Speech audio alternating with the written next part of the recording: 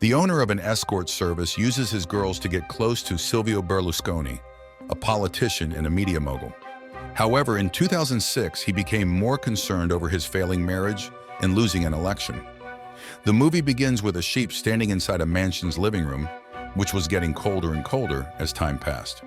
When the temperature turned 0 degrees Celsius, the sheep started shaking due to the coldness before falling limp.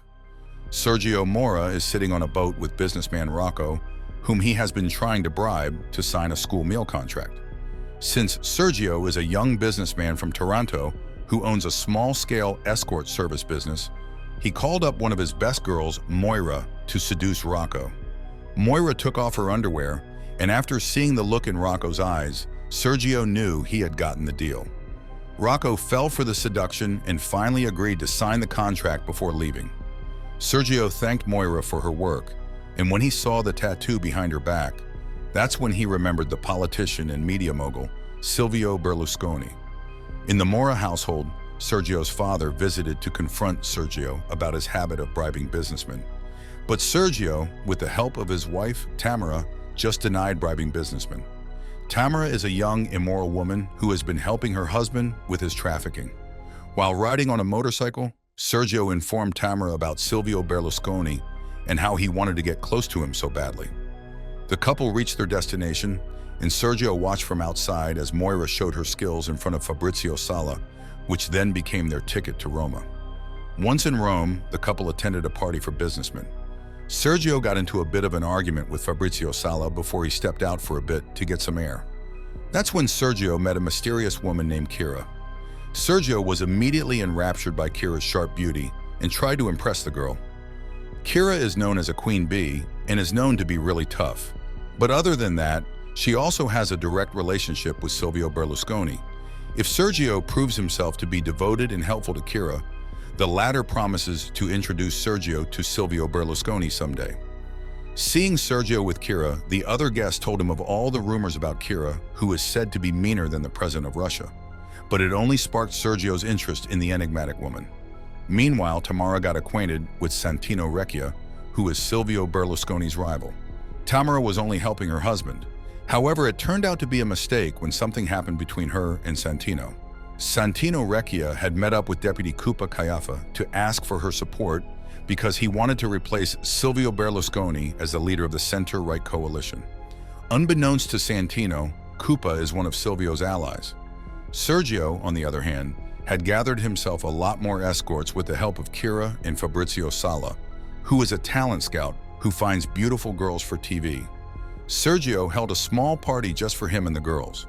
When he noticed Stella, the youngest of all the girls, sitting afar from the group, Sergio talked to her, asking her what she wanted to be when she grew up to make Stella feel comfortable. Stella did feel comfortable enough to tell him that she wanted to act, and Sergio convinced Stella to join them. Sergio and Kira spent the night together after the party when Kira received a call from Silvio. In the restroom, Tamara waited for the other girls to leave before calling Santino to ask for more money. She also talked about a pregnancy test she was taking and told Santino to prepare himself. Unbeknownst to Tamara, Sergio was in one of the cubicles, looking stunned after having heard everything she said. Not wanting to make a scene, Sergio just calmly implied that he knew of Tamara's affair with Santino. Sergio, Tamara, and all the girls held a huge party at Villa Morena, Sardinia. They danced around until they had enough, and Sergio and Tamara shared a moment together by the pool. The purpose of this party is to gain the attention of Silvio Berlusconi, whose residence borders Villa Morena, Sardinia. However, it was all a waste of time as Silvio never noticed them, too busy trying to fix his issue with his wife, Veronica Lario, who has become very cold towards him. Silvio did everything he could to regain his wife's warmth and affection. He even performed a song for her, but nothing ever worked. At the time, Forza Italia was no longer in government, and Silvio had nothing left to do because he had lost the elections. All his businesses are also being taken care of by his children, so he wasn't needed anymore. The only thing left for Silvio to do is fix his shaky marriage with Veronica. One day, Santino visited Silvio to ask for help from Tamara, who had been blackmailing him for more money, which Tamara would then give to Sergio. At first, Silvio appeared willing to help Santino, But then he revealed that Deputy Koopa had already informed him of Santino's plan to replace him, and he mocked Santino for even thinking of asking for his help. Silvio went on a boat ride with Veronica and was relaxing when he noticed the yacht that Sergio was using to party with his girls. Silvio showed a little interest in what he saw, but ignored his secret desire to have the same thing as he decides to invite Veronica to a jet ski ride.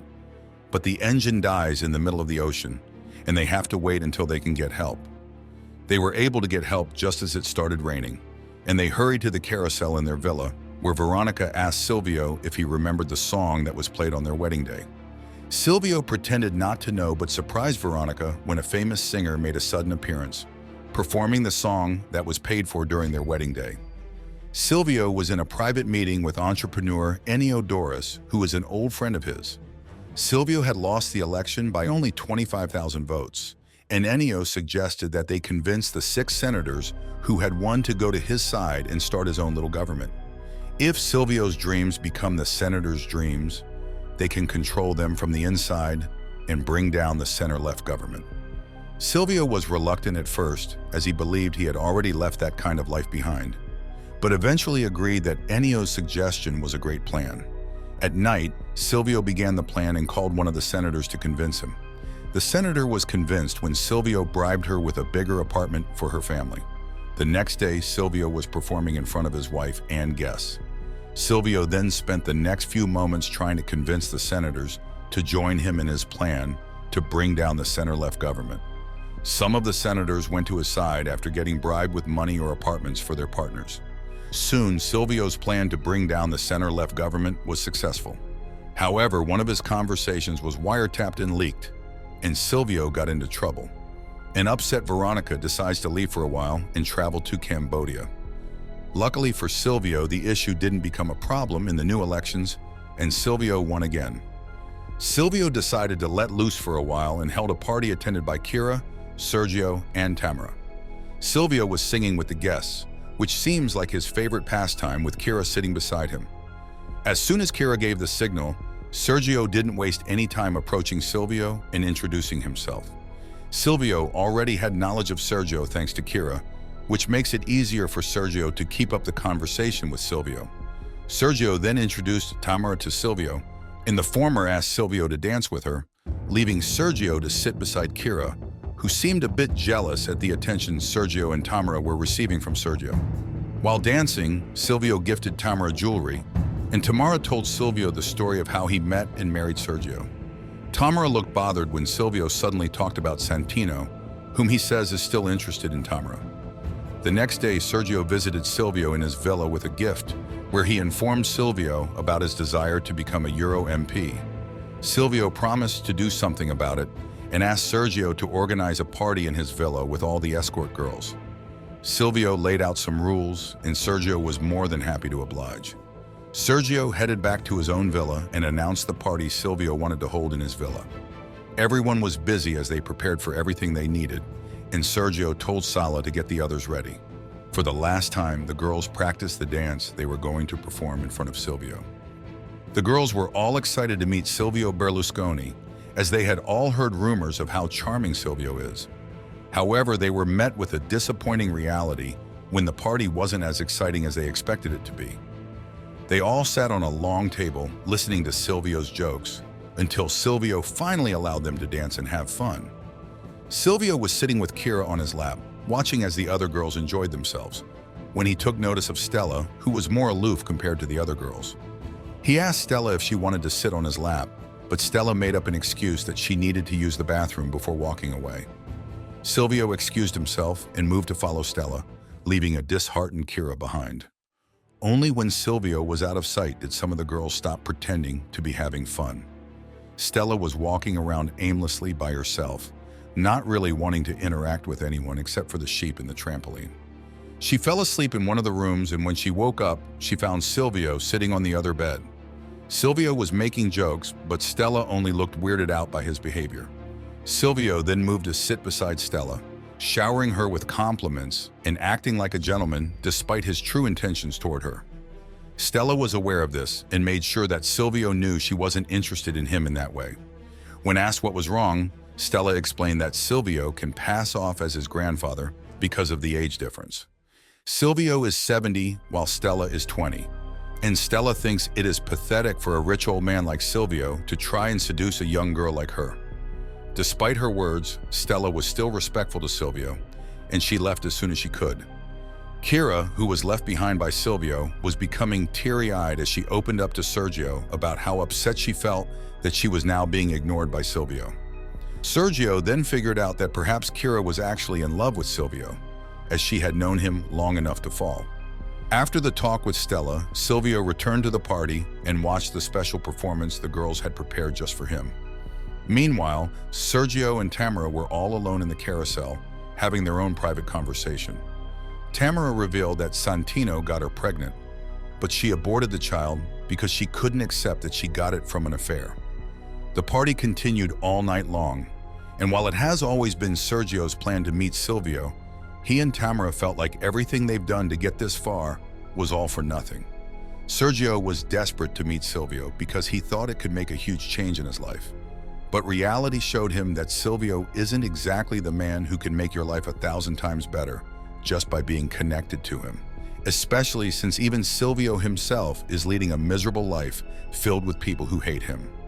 Silvio Berlusconi became president again, and as soon as he took the position, he was faced with a difficult situation after the L'Aquila earthquake. Silvio showed up at the refugee camp and promised to build new houses just for the survivors. Some refugees started screaming about how they wanted Jesus Christ back, and a confused Silvio just looked at them. In his office, Silvio was being called out by Crepuscolo, one of his most trusted men, for his embarrassing behavior during the international summits. Silvio has a tendency to be overly friendly, which is embarrassing and uncomfortable.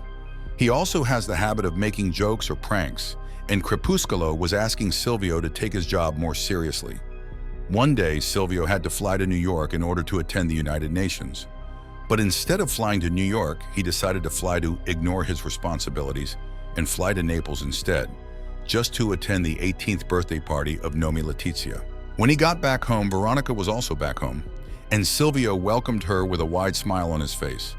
However, Veronica only came back to announce that she was divorcing him.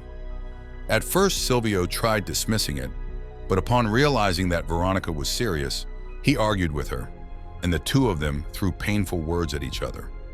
After a while, they stopped, and Silvio asked why Veronica had stayed with him all this time if he never even had the qualities she was looking for in a man. With one final answer, Veronica stated that he made her fall in love, and once that was enough reason for her to stay with him.